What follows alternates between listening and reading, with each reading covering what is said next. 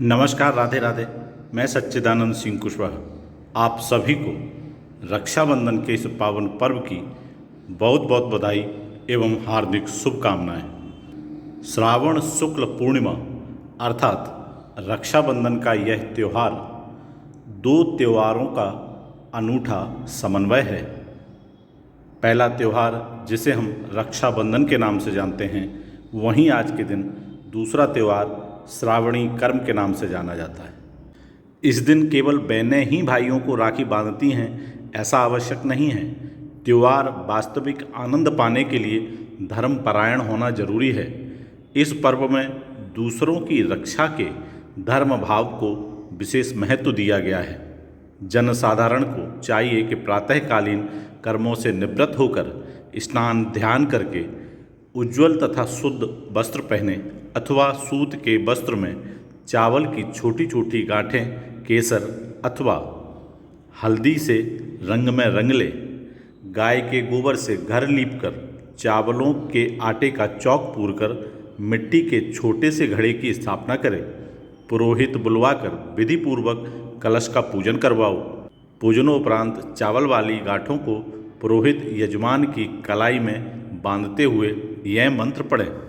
येन बद्धो बलि राजा दानवेंद्रो महाबलः तेनत्वम विभग्नामि रक्षे माचल माचला।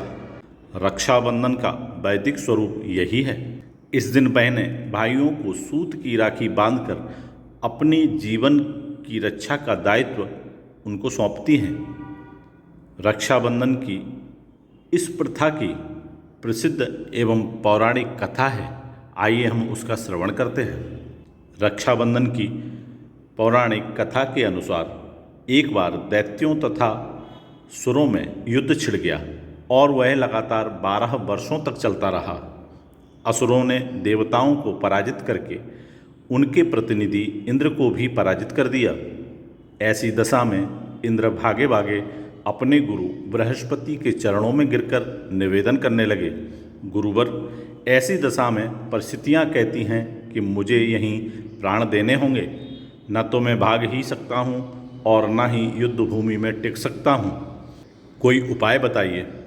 यह बात हो ही रही थी कि इंद्राणी ने निवेदन किया, प्राणनाथ, आप भयभीत न होइए, मैं उपाय करती हूँ। दूसरे दिन पौ फटते ही इंद्राणी ने श्रावणी पूर्णिमा के पावन अवसर पर द्विजों से स्वास्तिक वाचन करवाकर रक्षा का तंतु लिया और इंद्र की दाहिनी कलाई में बांधकर युद्ध भूमि में लड़ने के लिए भेज दिया। रक्षाबंधन के प्रभाव से दैत्य भाग खड़े हुए और इंद्र की जान में जान आई। बहन द्वारा भाई की कलाई में राखी बांधने की प्रथा का सूत्रपात यहीं से होता है। इतिहास साक्षी है कि मुसलमान शासक भी रक्षाबंधन की धर्म भावना पर न्यौछावर थे। जहांगीर ने एक राजपूत स्त्री की रक्षा सूत्र पाकर समाज को विशिष्ट आदर्श प्रदान किया है। इस संदर्भ में पन्ना की राखी विशेषतः उल्लेखनीय है। एक बार राजस्थान की 2 रियासतों में गंभीर कलह जारी थी। एक रियासत पर मुगलों ने आक्रमण कर दिया। अवसर पाकर दूसरी रियासत वाले राजपूत मुगलों का साथ देने के लिए सैन्य सज्जा कर रहे थे। पन्ना भी इन्हीं मुगलों के घेरे में थी। उसने दूसरी रियासत के शासक को, जो मुगलों की सहायतार्थ जा रहा था, राखी भेजी। राखी पाते ही उसने उल्टे मुगलों पर आक्रमण कर दिया। मुगल पराजित हुए। रक्षाबंधन के कच्चे धागे ने दोनों रियासतों के शासकों को पक्की मैत्री के सूत्र में बांध दिया। वास्तव में अरुण रंग की इस राखी का वास्तविक अर्थ है, हे भाई, जब तक मेरी बलिष्ठ कलाई में रक्त की अंतिम बूंद भी है, तब तक मेरी आपातकालीन स्थिति में सुरक्षा का दायित्व तुझ पर है। यह रक्षाबंधन का महत्व है। ऐसे पावन पर्व रक्षाबंधन की सभी को हार्दिक शुभकामनाएं। आइए अब हम श्रावणी कर्म की व्याख्या सुनते हैं। कृषि प्रधान भारत का सांस्कृतिक इतिहास बताता है कि श्रावण पूर्णिमा आ जाने पर कृषक भावी फसल के लिए आशाएं संजोता है। क्षत्रिय दिग्विजय यात्रा से विरत होते हैं। तथा वैश्य वाणिज्य व्यापार से आराम पाते हैं। साधु सन्यासी लोग भी वर्षा के कारण वनस्थलियों का परित्याग करके बस्तियों के समीप आकर धर्मोपदेश में चौमासा व्यतीत करते हैं। इस प्रकार श्रद्धालु भक्त ज्ञान सुनकर अपने समय का सदुपयोग करते थे। ऋषि लोग वेद पारायण करके अपनी तपस्या को सफलता की ओर ले जाते थे। इस प्रकार वेद पारायण के इस शुभारंभ को उपाकर्म कहा जाता था। यह कर्म श्रावण शुक्ला पूर्णिमा को आरंभ होता था। इस प्रकार श्रावणी के पहले दिन अध्ययन का श्री गणेश होता था। अस्तु श्रावणी कर्म का विशेष महत्व है, इसलिए ब्राह्मणों को इस दिन किसी सरोवर या सरिता के तीर पर जाकर शास्त्रों में कथित विधान से श्रावणी कर्म करना चाहिए। पंचगव्य गौ दुग्ध, गौघृत, गौदधि, गोबर तथा गोमूत्र इन्हें मिलाकर पंचगव्य बनाया जाता है और उसे पान करके शरीर को शुद्ध करके हवन करना उपाकर्म है।